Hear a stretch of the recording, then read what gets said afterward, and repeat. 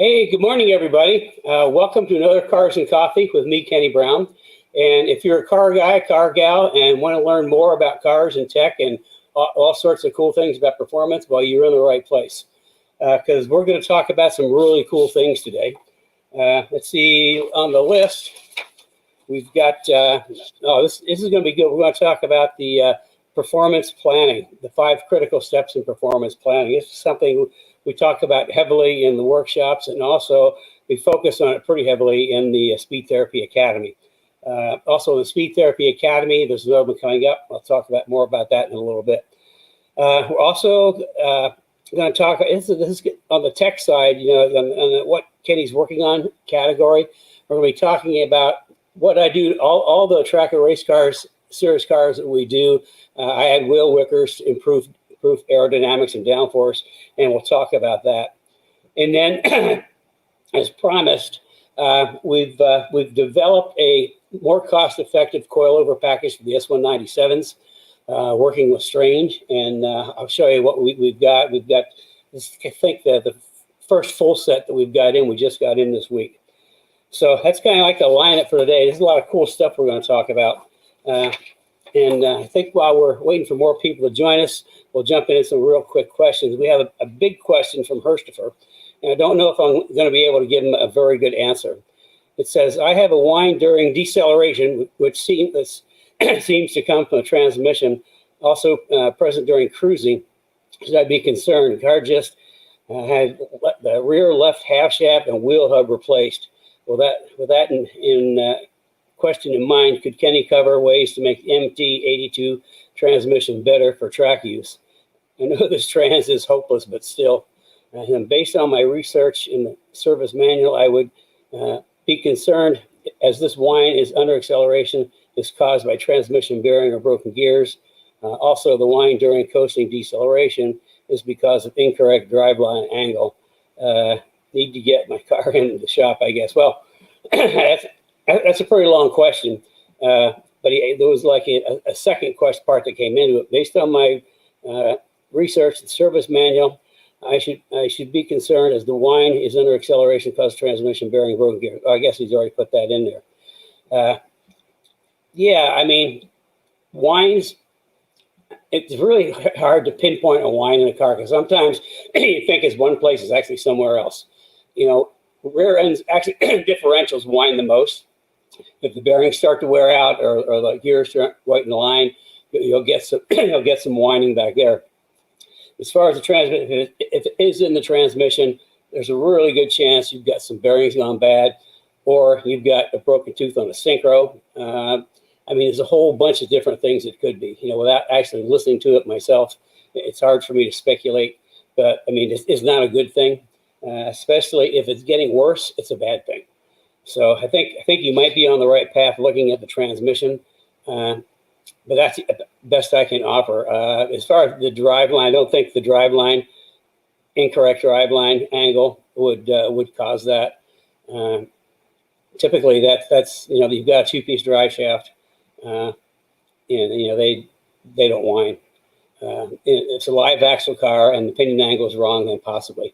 But yeah, I think I'd kind of concentrate on the transmission, and you're going to have to get an expert opinion from like a local service guy, somebody that knows those cars. And as far as improving the MT82 transmission, you can always put some like the extra slippery stuff in to make it shift better. What we do is we get rid of the factory shifter. I just hate them. And we put, I think we use these Bartons. We use a shifter to mount the entire shifter mounts on the transmission. Part of the problems with the 197s and 550s is half of the shifter mounts on the transmission and half mounts on the body, which means that you got 2 different things moving in 2 different directions. So under hard acceleration and engines torquing, they kind of get screwed up. So we put shifters that mount directly onto the transmission, and they work a whole lot better. I mean, that's about the best you can do with an MT82 transmission. But yeah, that's going to lead into the next question, which is really, really interesting. This comes from Alessandro. He said, the best DCT or sequential for Mustang S550, pros and cons and costs. Okay, DCT is dual clutch transmission. It's kind of like, it's a pretty cool transmission. On a lot of high-end cars. And the thing about a dual clutch transmission is the shifting is absolutely seamless, because it's got almost like two different transmissions in one. I mean, you can just shift, and the shifts are just lightning fast and totally transparent. Extremely cool transmissions. However, we talked to Tremec, this is a number of years ago, about putting a dual clutch in some of our cars, and the big challenge is the electronics. To have a dual clutch transmission, it has to be wired to the engine, and you have to get the engine and the transmission talking and working together. So that's the biggest setback to trying to use a dual clutch transmission, is just the whole electronics issue. I mean, you have to have an electronic engineer, I think, work all that out. So the next one is the sequential. Okay, so what a sequential transmission is, I mean, you don't, like a H pattern, you have shift, shift, shift. With a sequential on a stick, it's just bang, bang, bang. Bang, bang, bang one way, bang, bang, bang the other way, and it shifts, like really quick. The thing about sequentials is that in the transmission itself, there are no synchros. What they have is something called dog rings, which we use in like race car transmissions since forever. Have had dog rings instead of synchros, because synchros you can't shift fast or hard, and it just won't work. What a dog ring is on the gear, there's some like little cogs, and in between there's another little thing that has little cogs, and when you shift, they just instantaneously lock together. So you don't need a clutch, you can just bang gears. So in order to get a sequential to really work, you need a dog gear type transmission, which is not super practical for the street. But nevertheless, there's a number of decent ones out there. There's the thing about if you're looking at a sequential, first thing you have to look at is what the torque rating is. Because there's a lot of sequentials for smaller cars that only go up to like 350 on torque. Those are the ones that are reasonably priced. The decent ones that I've looked at in the past, like for a Mustang, they'll take like 600-700 pounds of torque, start around $18,000 and go up from there. And then you've got a lot of other things you have to go with it. If it's sequentials, you can either have it so it's like a stick shift, bang, bang, bang. Or, I mean, you get really fancy, you can just change it over to a sequential transaxle with paddle shift. I mean, you're talking like serious money to do that, although that would probably be the best, is get like a sequential differential. But then you have to have either pneumatic or electric paddles. I mean, it'd be cool, super expensive, but kind of combining the two questions, and the best solution is just simply the Tremec Magnum XL. I mean, it's a 6-speed, it's a great transmission. They shift like butter. They're like 600 pounds of torque. I mean, it's a great alternative. And the other pro to that is it drops right in. There's lots of people that have all the components. You need to just drop it in, bolt it up, and you're done. With sequential, there's a whole bunch of engineering that would have to go into getting it in and then getting, the actual, if it's not a stick shift on the tunnel, to get the paddles to work. So, I mean, a dual clutch would be awesome, but just the electronics would be involved in getting the transmission and the engine talking together would be pretty significant. And then a sequential, I mean, if it's a race car, man, sequential is the only way to go. You can pick up a lot of time. You can drop you drop seconds off your lap with sequential transmissions. But just think of how many times you shift going around. And if you shift, it's only like half a second or even a second. For every shift, you start adding that up, and that's a whole bunch of seconds. But if you just shift and bang the gears right there, you're picking up time. So that's kind of like, my view on it. I mean, the best thing is just the Magnum XL. And if you do get the Magnum XL, there's two versions. The one you want is the one that has the 0.8 fifth gear. There's one that has like a 0.7 or something like that. You want a 0.8 fifth gear just in case, because fourth gear is 1-to-1 ratio. And if you've got like 373s or 410, it might be like in some tracks, you got a really long straightaway that you just need to drop it into fifth gear for a little bit. And if you've got like an overdrive type fifth gear, you drop it into fifth gear and the car will slow down. If you got the 0.8 and you're going to still pull. So I mean, that's my recommendation. The Tremec Magnum XL is a wonderful transmission. So I think we had another late question come in too, didn't we, Kerry? We sure did. Here it is from Kerry B. When torquing the bolts on the control arms after installation, should the car or suspension be loaded? Yeah, that's a good question, and I've got two answers. We've got two different situations. If you've got like factory bushings or urethane bushings, you don't want to do the final torque until the car is setting at ride height. Especially if you've got like rubber bushings, factory bushings, you want to be sure the car is setting at ride height. If the car is jacked up and the suspension is drooped, and you torque the bushings down, and it's like the rubber bushings or even some urethane, then what's going to happen is it's actually going to put some spring rate into it. It's worse on rubber bushings. It's actually going to put some spring rate. So as the car goes down, all of a sudden the bushings are preloaded, which means you're going to wear out a lot faster. Urethane isn't so bad because that actually moves, but I'd still just do them when you're at ride height. Now, like on our rear grip kit with all the rod ends, it doesn't make any difference. It makes zero difference because the rod ends have such good movement that it doesn't matter what position they're in. I mean, they're locked down, the ball's locked down, but the control arm keeps going up and down. So if you've got rubber bushings, absolutely torque your control arms when it's at ride height. I'd also kind of recommend that for urethane, although it's not really as critical. But for like our suspensions with rod ends, doesn't matter which position you're in, you just bolt them down. Okay, so let me grab my whistle. Okay, we want to talk about the five critical steps in performance planning. Now, I go over this in a workshop. I think we're going to do a workshop here coming up, not too distant future. And then we go into in great detail in the academy. And Kerry has informed me that it looks like we're going to have a fall academy starting in August. We've got academy going right now, and it's going well. The second one, the third one, we're going to start at the end of August. So if you've got an interest, and a lot of people expressed interest in doing the academy, we can actually get you signed up anytime for the let's call it fall semester, for lack of a better thing. So, and you can just either through the messaging here or call in and talk to Kerry, and we can get you set up. So anyway, here's the 5 critical things that we talk about in performance planning. And planning is so important.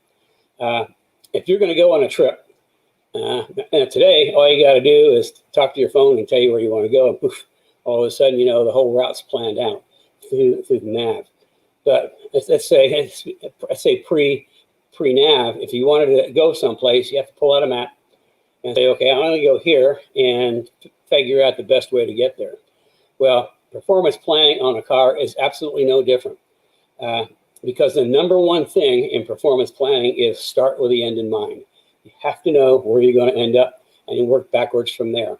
Anytime I build a new car, a new platform, I always envision the entire car first. What's it going to be? And then from there in my mind, I kind of work backwards on the steps we need to do to get to that point.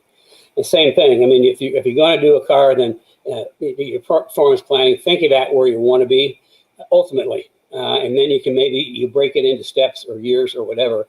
But you need to start with where you want to be, because if you don't, you may do something and make an update, and all of a sudden for the next step, well, you got to take that off and put something else on. So if you're planning out, then everything you put on, you don't have to back up and go backwards. The next thing is decide whether you're going to build a street car, a track car, or a race car, because the criteria on components are not completely different, but very different from each of those. Because you don't want to put race car stuff on a street car, and you don't want to put street car stuff on a race car. So you have to make your mind up which it's going to be. And the track car is kind of in the middle. And in the track car, even, you have to figure out, is it a little street and a lot of track, or a lot of street and a little track? Because again, then all the components are different. And then you need to start. The next one is I can't read my writing habit. Ever since I type so much on the computer, I go to write stuff, I can't even understand my own writing. It's kind of, I think writing before long is going to be a lost art. Expectations and budget. Make sure your budget and expectations are aligned. A lot of times people have these great ideas on what they want to do. They'll call in and get one of my 15 minutes and they'll say they want this, and what's the best way to go about it? And then I say, well, do you have any idea what that's going to cost? And as soon as I start talking about what they just outlined, all of a sudden, a lot of people go numb because they really didn't think that far ahead as far as their budget and their expectations. So get your budget and expectations in line. That's another advantage of having one of my 15-minute consults is if you've got a budget and an idea, a plan, or where you want to be, will help you work backwards from there. So that you get the best route, the most cost effective, so you don't have to redo things. The next one is stick with a proven philosophy.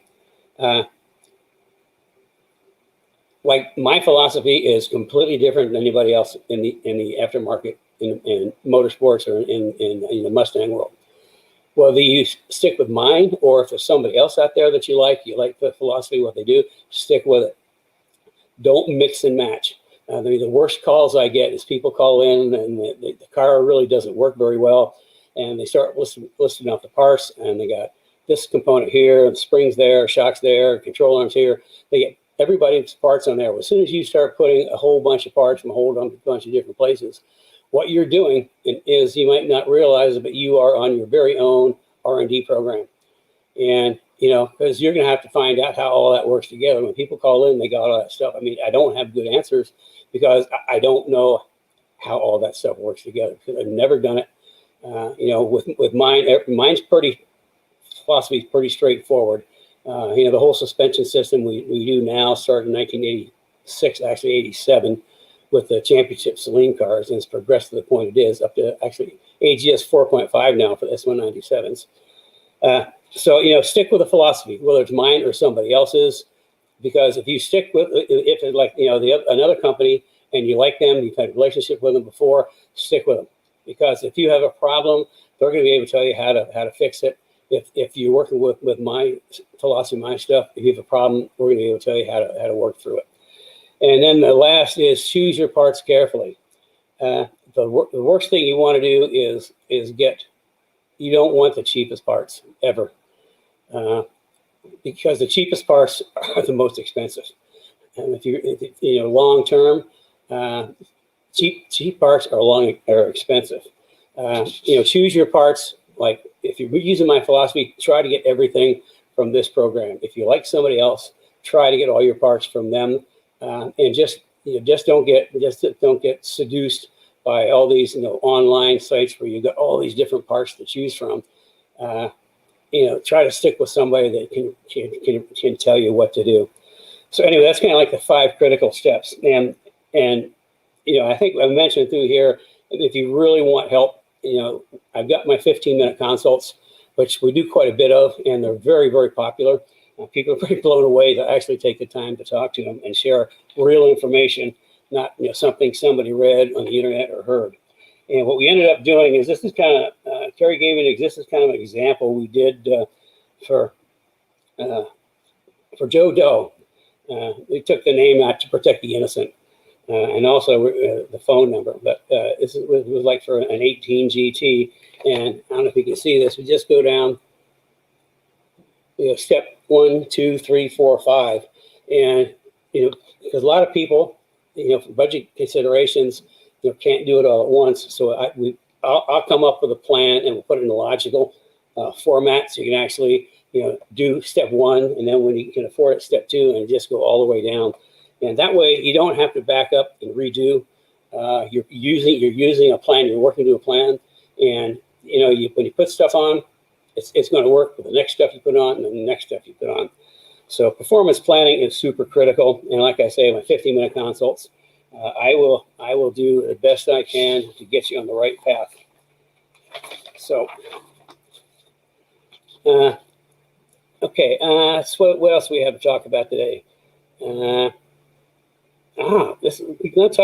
going to share a little bit of Aero tech. from the Academy. In the Academy, we spent actually 2 whole weeks just on Aero, and it's kind of one of the most popular segments of the Academy. But I thought we've got some things that I do as far as Aero that are pretty simple, and I've been doing it for a very long time. And since we started, I mean, this goes back to the 90s. We started doing this kind of stuff, and since then, a lot of people again copied it, and it's just some simple things that we do that really helps the Aero on the car. So with that, I'm going to see if we can make this work.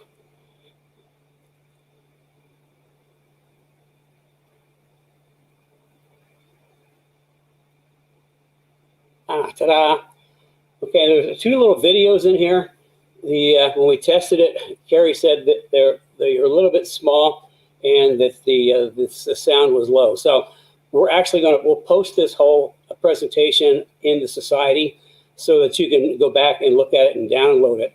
But here's some of my personal tricks I'm sharing with you, and just a little peek into what we talk about in the Academy.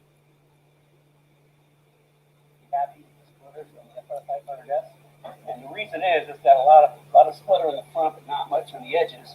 And the corners is where you're going to make your downforce. So what we've done, we've actually added an extension down here, fog line around. You can? I'm not seeing it. You're not seeing it? No, I'm seeing you drink a cup of coffee. Okay.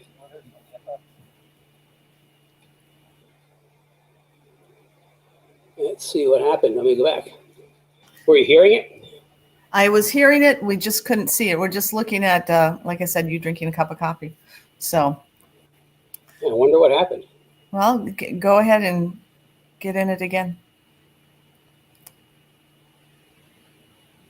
Well, I don't know what happened there. Of course, it worked before, and now it's not going to work.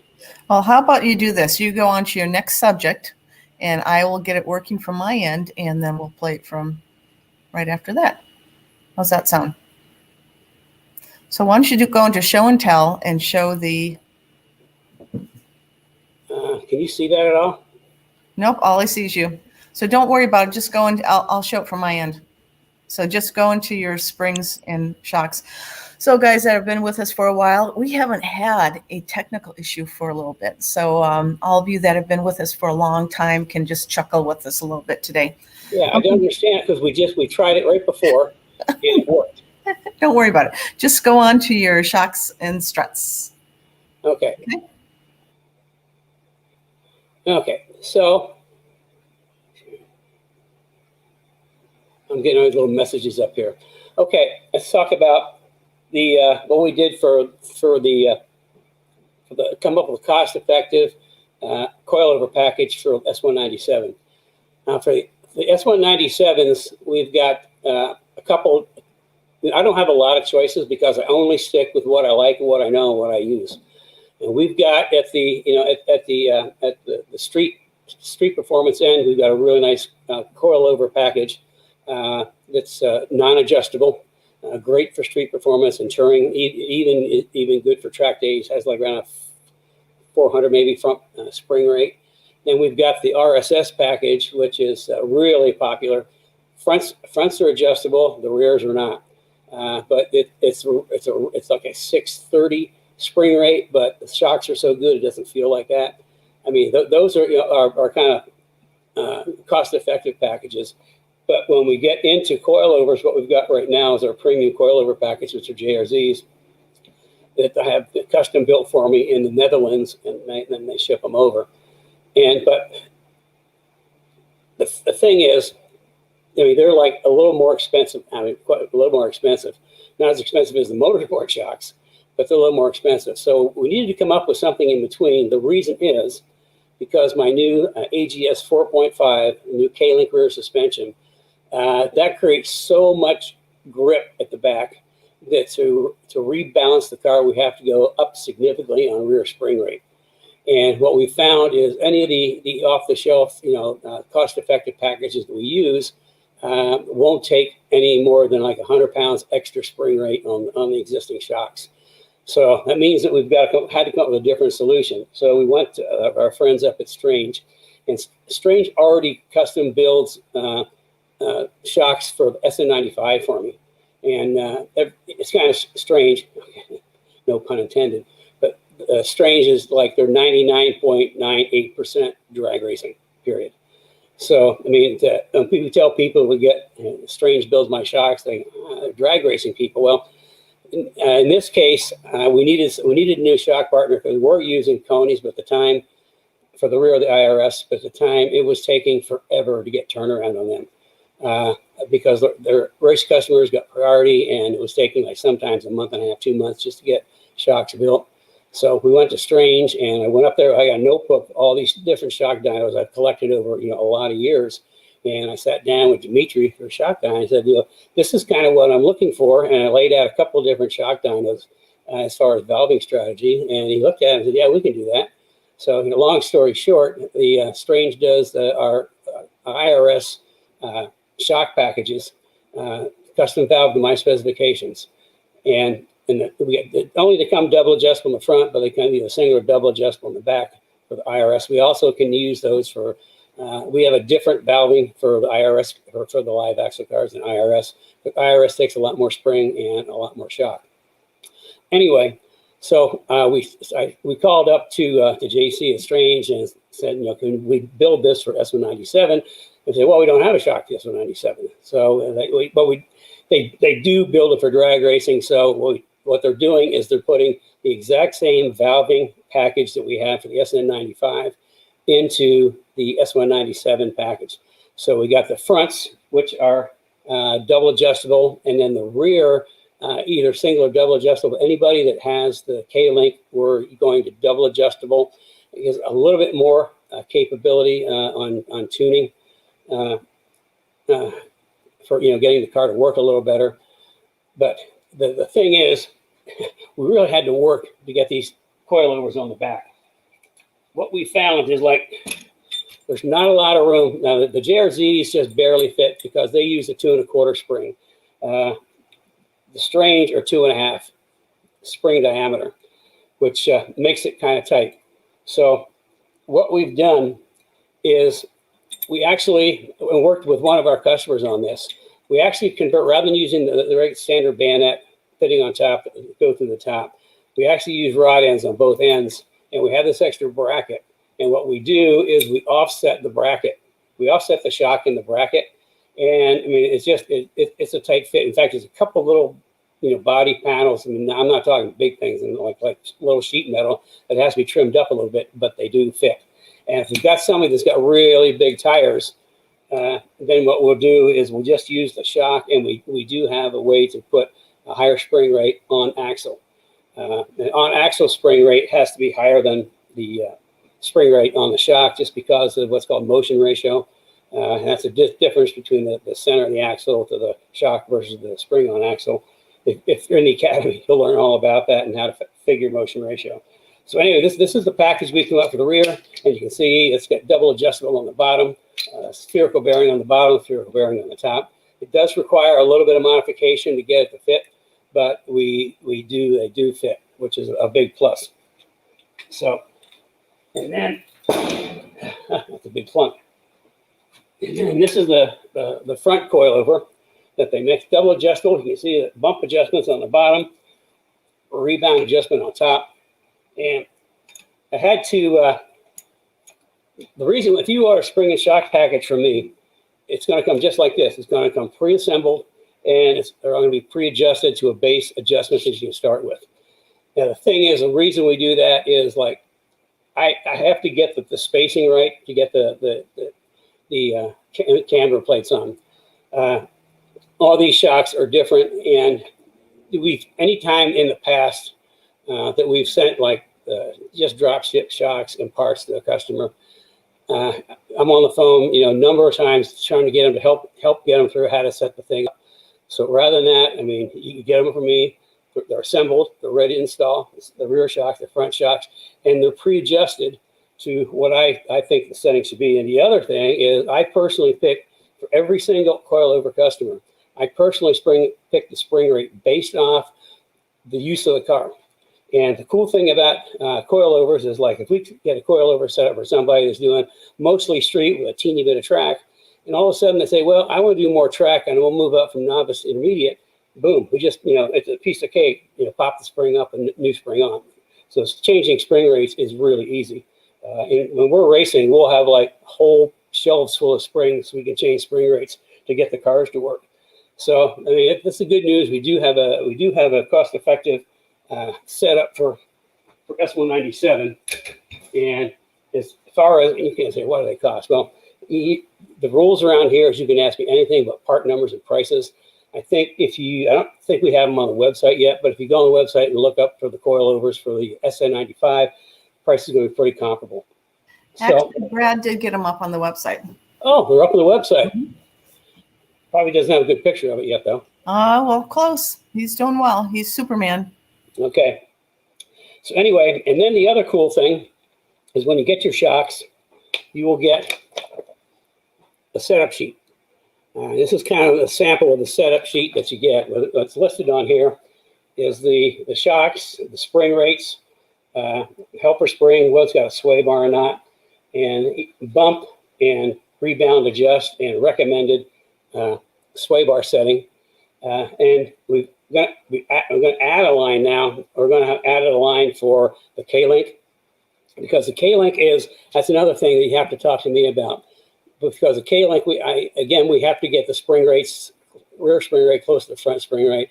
Also, depending on what size tire, the diameter of the tire, will dictate what size radius rods that we use to get the right roll center. Speaking of K-Link, I think we're going to do another introduction. We've done two and a half batches of K-Links right now. They're out in the field, and we're ready to do another batch. So we'll probably do another I don't know, reveal or workshop or whatever, but we're going to go through the whole K-Link thing again, and the results we're getting from customers is just phenomenal. I think Steve out in Oregon picked up 3 or 4 seconds the first time out and did a little tuning and picked up another couple seconds. David, one of my race car customers out in California, went at Sears Point. He picked up 8 seconds off his best previous time, and then we made some adjustments and he picked up another 2 seconds. And we've got people that are just raving about how stable the car is. The thing is, when you put a K-Link on, you have to learn how to drive the car all over again, because what happens is you always got traction in the back, no matter what the car is doing, no matter how much roll. You got both tires always on the ground, always with the same amount of weight, always the same amount of torque to both wheels and tires. Which we've got one customer with a GT 500 that's really had to kind of relearn a lot of things, because he's going around the corner and he's used to that inside wheel, kind of lifting up and waiting to get back to the gas. It doesn't lift anymore. So he's having to relearn. Anyway, the K-Link is an amazing piece of kit. I mean, you don't pick up tenths of a second, you pick up seconds on lap times. I mean, a lot of seconds. So we stay tuned, and we'll schedule another reveal, I guess we'll call it.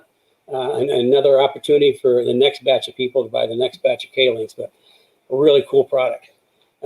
But I got everything in today. I talked about 15-minute consults, which I strongly recommend. If you got some questions that you can't get an answer to, set up a 15-minute consult. I think Kerry said today somebody scheduled one on a Mercury Marauder, which we used to build, but we don't build them anymore. I'm sure they want some kind of information. So I'll have a chat with them and see how I can help.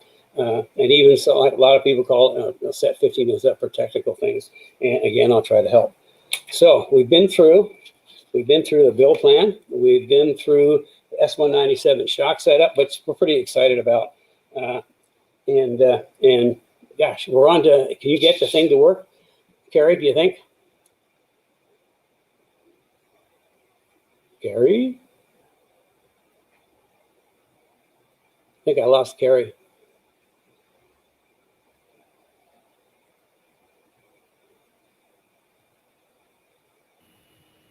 Did you see it? Did you see it? Yeah, now I got a blank screen. Okay, let me try again. I just knew you couldn't talk to me, so let me share it again.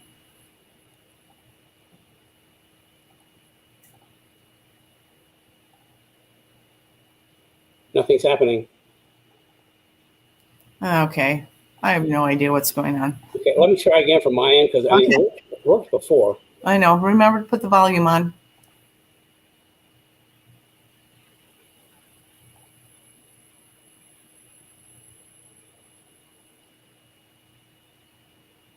Okay, I make sure I pull it up. Yep, it's there. Did you hit the volume? No, I mean, I just want to make sure the PowerPoint was still up. So we will try once again.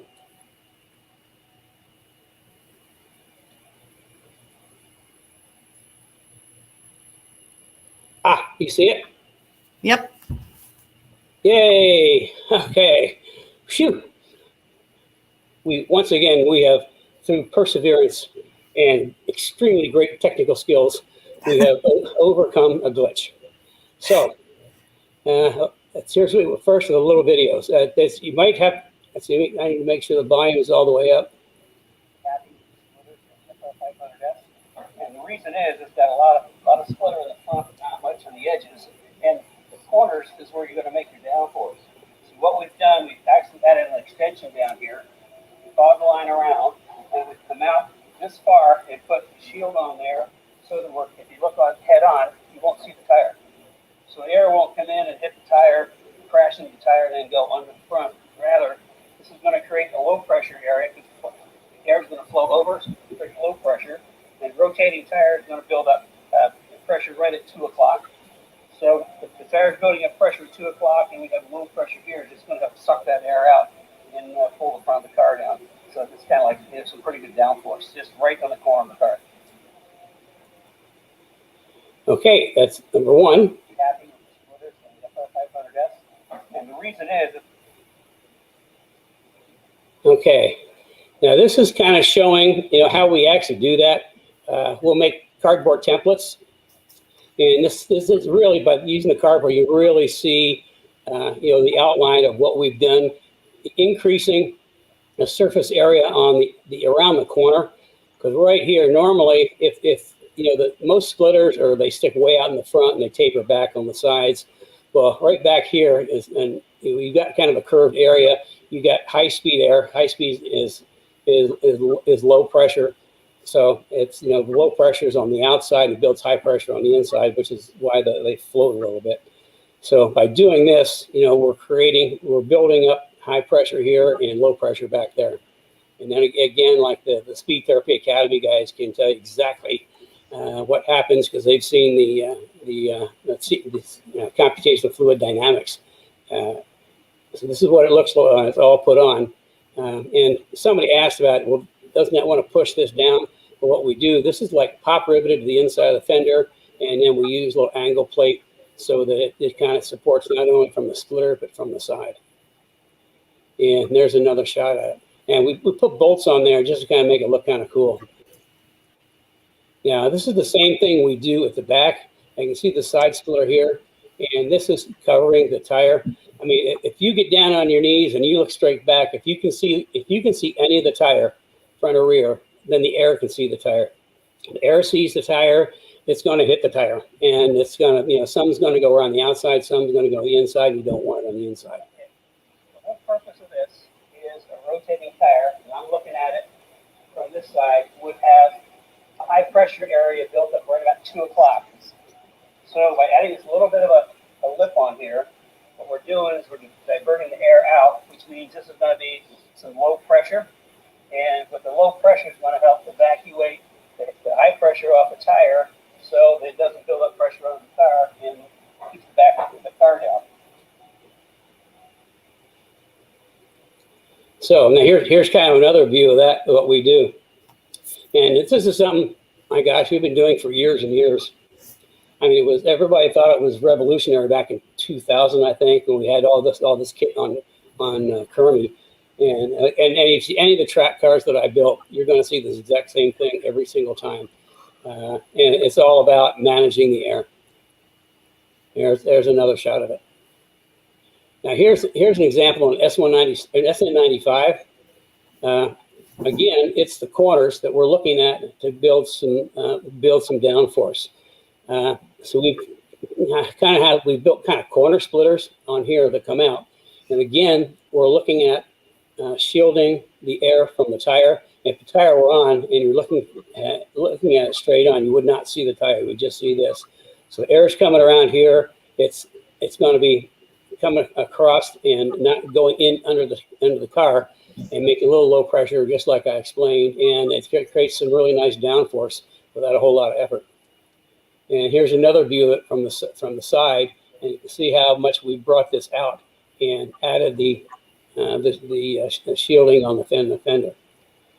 And here's a side splitter that we like. It's in 95 cars. It's easy to do at ABS because under the rocker it's dead flat, which makes it really handy. But the whole idea about having a side splitter is because the body is curved here. Air wants to come. You're going down the road. Air wants to follow this curve and roll under the car. Well, the more air you put under the car, the more positive pressure you're building. And, the top of the car is curved, so that's got negative pressure. So, going down the road, that's why some cars get really floaty at high speed because they're building high pressure under the car and then low pressure on top. With this way, if we put this little splitter on there, it kind of keeps the air from rolling under and helps keep low pressure under the car. So,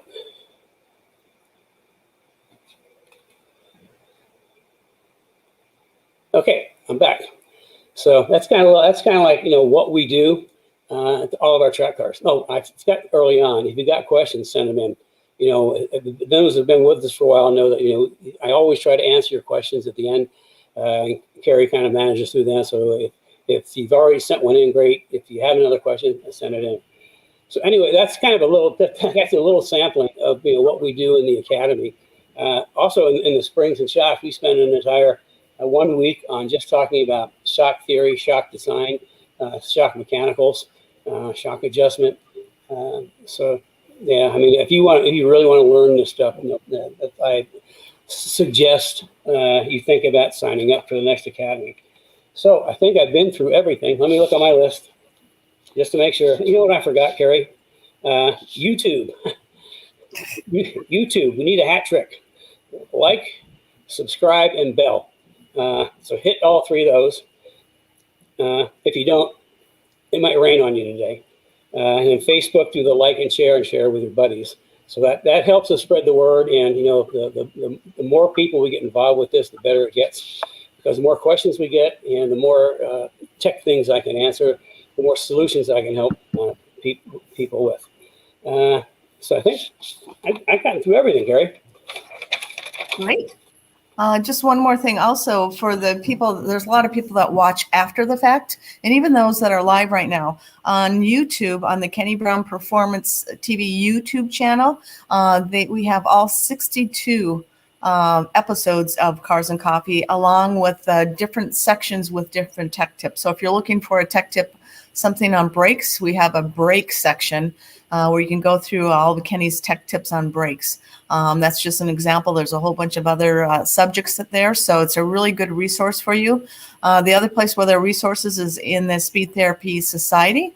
That's our private Facebook group. So make sure you join up for that, and you'll find out about all the events. That's where a lot of our online live events are held as well. So let's get on to some of the questions, Kenny. Okay. Okay. And first of all, I have Herstifer, which is an interesting comment, and this kind of we'll kind of just read it. It was really nice, Herstifer. This is great. Herstifer comes from our Speed Therapy Academy. He's actually one of our alumni right now. So the big thing about Kenny philosophy is that he knows what a race car is, and it will make your car magic. I'm sure that his cars drive amazing, even if I've never driven one. If you follow his philosophy, you will have amazing moments with your Mustangs. So that was very nice of you, Herstifer. Yeah, appreciate that, Herstifer. Yeah. We got a comment from Herstifer a few weeks back that said that he followed. Well, he's obviously a graduate academy, but he kind of followed everything that we did, and I've had a couple conversations with him, and he said it just made such a huge improvement this season when he went out for his track days. He's so much quicker. So I mean that's the whole idea is information, knowledge is power. So it's not, if you want to go quickly, it's not just about engine power. It's about knowing how to make everything else work. So Yeah, and he also comments here, and I'm just going to put a little plug in for the build plan, because everybody that does a 15-minute with Kenny, specifically on creating a build plan with him, comes away with a physical sheet or email with exactly what you should do in what order. And that really saves you a lot of time and money. So if you're interested in that, just sign up for a 15-minute consult. The link is in the comments, and we'll be posting it on our social media channels as well. So anyway, Christopher did one a long time ago, and he's still following it, and he's getting a lot of information out of it. Okay, let's get on to questions. Okay, before you get on to questions, let me throw something in. You mentioned brakes. We were planning on having a brake workshop, except we're kind of so busy, and we want to do another, like, supposed to be 3, ends up being a 5-day workshop. And we also want to do another introduction to the K-Link. So what we're going to do is, because of time, we're going to take the break, and we're going to do it on a Saturday morning. We're just going to have one Saturday morning. It's just going to be all about brakes. So we're switching from like an evening workshop to a Saturday Cars and Coffee on brakes. So stay tuned. And you'll know when that's coming up, which should be in a few weeks. I think next week it looks like I'm talking about S550 street and track and the things that you can do to make them better.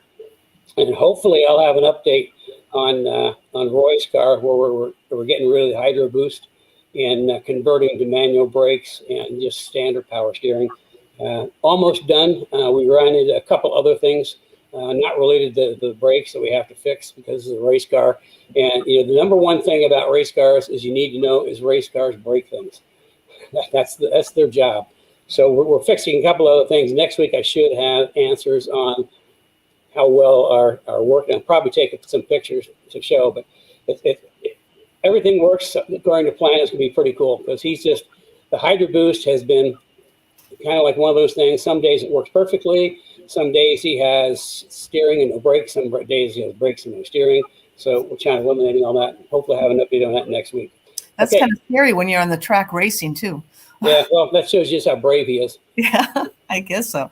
Okay, here's our first question from Sal. Why don't you invert the shocks and put the springs on the bottom? That's referring to when you're talking about the KB shocks. Okay. If you were in the academy, you would learn that these are twin tube atmospheric shock, and because of that, you got an outer tube, an inner tube, you got valving, and you've got an air pocket that's just natural air in here.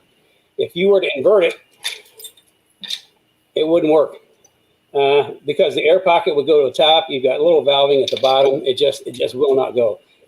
A twin tube shock has to be mounted vertical. However, like on our JRZ RS Pros, the double adjustables with remote canister, those are a monotube shock, and the monotube shock we do invert on the back. So the only way you can invert a shock is if it's monotube. That means there's only one tube instead of twin tube. But if you got a monotube, we mount the monotube shocks upside down because we can, and it also makes it easier because on those you got the remote canister, and with the mounted inverted, and it's really easy. Just take the line and just run it through into the trunk. There we go.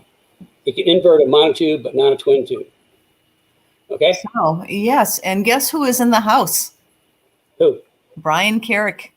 Hey, Brian. Brian is one of our heroes. Brian spent 2 years on track testing the K-Link, and his job was to break it. Because Brian, he drives hard, he's really fast, he really drives hard, and he can break things. A lot of rough tracks down in Texas, and in the two and a half years that he was doing development on K-Link, he never broke anything. He's racing competitively. Yeah, he was real competitive. It took him from mid-pack to the podium. Let's put it that way. And in the process, though, we did learn about just the way the initial design was of prototypes. We identified some potential long-term wear issues. I think we made, I can't remember, 2 or 3 updates on the original prototype. We went as far as we could go with what was there, and I told Brian that we were going to do the final updates on the production piece. And just a couple of weeks back, he got one of the production pieces, and he was kind of really impressed with. He could see on the production piece, the result of all the input he gave to us. So yeah, Brian's one of our heroes. I mean, he really did a good job for us. Okay. Next question. Chris Pergo, how big of a rear tire can you run with strange coilovers? And then he has a second question. Well, why don't you answer that, and I'll give you the second question from him. Okay, my answer, I'm not sure yet. This is like a brand new package. I'd have to check and see what size tires Art's running on the back of his. I think part of that too is the offset on the wheel. I mean, I'm hoping we can still run at 305, but we're going to find out in the coming weeks as we get more of these out. Like I say, we just haven't. I mean, it's a brand new product. We've actually had some customers help us in the development of this. I mean, that's kind of the cool thing with our program is we got great customers, and it's like by having customers help and giving feedback, that just kind of moves the process along really well. So we'll know in the coming weeks. I will keep that question in mind and get an answer for you when we have an answer. Okay. And Chris, just so you know, what Kenny does is, especially on new products, he'll consult with you. If we get a call in and you're interested in ordering that, then he consults and we'll find out what size tire you have, and we'll work with you through the process. So that's part of our program. Here's his second question: do the strange front shocks come with camber plates? Yeah, they come just as you see them, completely assembled with camber plates and the right bushing stack, so that everything works. So yeah, and anytime you get a coilover shock from me, coilover struts, it's completely assembled with camber plate on top and pre-adjusted with a setup sheet. So something else on the wide tire thing, if you have a really wide tire and it would get into the springs, that's not a problem. We can mount just the shock in there, and we can put the springs on axle. It's just that the spring rate has to be higher on the axle than it would be on the shock, and we've done that. We've got a couple people running that setup. That was the first setup we did with just the shock without coilovers, and then putting a higher spring rate on the axle. And it's kind of a little kit that we get. You can use the same 2.5-inch spring, which means changing spring rates is pretty easy. So there's two solutions there. Okay. Okay, the next one, I just want to comment on this. So Cliff, who actually Kenny designed those Wickers when his car was in a few months ago, but he was in a horrible earthquake in Nevada, and he comments that it was pretty scary, but the good thing is none of the tools fell off his shelf in his garage. That's the important thing. Yeah, he always has a good outlook on life. Here's one from Herstopher. Still trying to figure out if 500-pound springs will be too much for me on the street because our roads are terrible in Bulgaria. Even OEM suspension is not great. Do you have any comments on that, or do you want to answer it? Yeah, we did the whole 550 suspension is a lot different than anything that came before it. And we did quite a bit, not quite a bit, but we did some development and testing on different spring rates on the S550s. And a lot of it boils down to the shock package, the valving in the shock. And if the shock valving is really aggressive, 500-pound springs, it's going to be pretty sporty. What I've come up with is for street performance, we're at 350 in the front, and then they're stupid high spring rate at the back because you got to figure in the motion ratio. But I always work off the front and then match the back. And then for like street track is likely to 500 or 550. And then for advanced track, like on our JRZ RS Pros, I mean, the valving in those shocks are amazing. We'll run like a 650 because it's a coilover on the back. So a 500-pound spring, it depends on the shocks you've got with it and the valving, just how aggressive it gets. I mean, if you've got some pretty decent valving that's got some, that'll take bumps, it kind of has a blow-off valve in it. It might not be too bad. So anyway, that's what we're doing. 350 for street performance, 500 or 550 for street track with a lot of track, and then 650 for track with the JRZ RS Pros. So yeah, it just depends on what shocks you're running. I know the JRZs S550, they're actually pretty aggressive valving. There might be some others out there. I know you're close to some other manufacturers out there, so you might kind of check with them. So it's kind of like a round the block answer, but all boils down to the shocks. Okay. Well, again, and Christopher, if you have any questions, more questions for Kenny, we can you can address them. This Wednesday is the Speed Therapy Academy monthly alumni meeting, so you can obviously ask them questions during that session live. So, and that's conducted on Zoom. Here's our next question. Here we go. Kenny, with the addition of those Aero splitter, side splitters, wheel housing Aero, will the change require shock setting changes? It's a good question. It's a really good question. The thing is, though, your shock adjustment has to tune is good for tuning the car. In essence, when you're creating more downforce, you're just putting more weight on the car. And as far as adjusting shocks, that all depends on what the car's doing. I mean, you use shock adjustment to tune the car. Does not turn in quite as much as a bump, is mid corner or corner exit. It's pushing a little bit. You had some rebound. So actually, the shock has to do with more than shock tuning. So as far as just making a shock adjustment, you put the Aero on, we don't do that. Anytime we make an adjustment on a shock, we're looking for a specific outcome. So would it actually change the shock settings? It depends on the car and the track. It might, but basically, I'm looking more at the with Aero to get the tires planted, and then the shock adjustment to tune it to make it go faster. Okay. That sounds good. This is last call for questions. So if anybody has any questions, this is the time to add them to the comments. Here is first of all, I see Randy Cotton. Hi, Randy. Randy has bought one of the K-Links, and I think, Kenny, you are talking to him early next week on his shock package. Yeah, I think we're going to chat Monday on the spring and shock package because he's getting the K-Link. Okay, here's just a comment, I guess. Brakes. All I know is that the bare brakes you put on my car are awesome. Combined with the suspension changes you made, the car pulls down and stops with control. Has moved my braking points closer to the corners. Good stuff. That's a nice comment. That's a nice comment. And that's kind of like my whole philosophy on the suspension is with the Mustang, the strength of the Mustang is straight line speed. They're a drag racing car. Big V8 motor in the front, no weight, and a live axle on the back. So, the strength is the straightaways. So if you can brake later than everybody else, you just made the straightaway that much longer.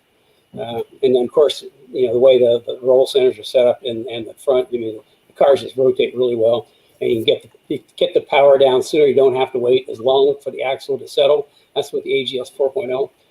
4.5, you just turn the wheel and put your foot down and go because you got traction. So, yeah, that's kind of... What's next? Okay, so that's right now the last question. Again, this is last call. If you have any other questions, add them in. Otherwise, you'll have to wait until next Saturday to ask your question. Yeah, you can always send them into the society during the week too, and I can get them on my little printout for next week. Or subject matter. If there's certain subject matter you guys want to know about, send that in. Because what I talk about comes from the society and what people want to know about. Or right now, if you have an idea what you want to hear him talk about, add it right now to the comments. Let us know. We pay attention to comments. To help you as much as I can. Okay, so also Joe Johnson, you had a couple questions, but I think we will answer those so you can talk directly with Kenny in the Speed Therapy Academy alumni meeting this coming Wednesday.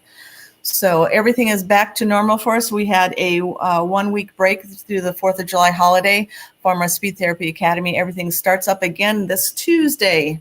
So Kenny, you are busy Tuesday, Wednesday, and Thursday this week.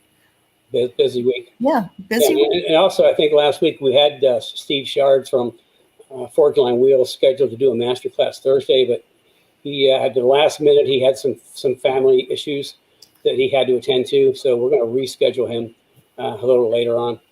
So, but he hasn't gone away. We'll just have to reschedule. He was like, last Thursday was the only time that he could do it, and that got screwed up. So he's going to find another only time he can do it again. So, okay. So to recap, we got 15-minute consult so I can help you figure out problems, issues, or a build plan. We're going to do a Saturday break. It's going to count as breaks on a Saturday morning rather than an evening class. Let's see, K-Link, there's going to be another K-Link introduction, another opportunity to get one of these amazing, super amazing rear suspensions. I think what we're going to do is get some feedback that we'll share with you guys from the guys that already have it on the car. Like I say, you don't pick up tenths, you pick up seconds a lot. And we've got Academy starting at the end of August. That's all Academy. So that's kind of like a recap. Got a lot of things happening. So just one comment from Chris. He has a good idea for a subject.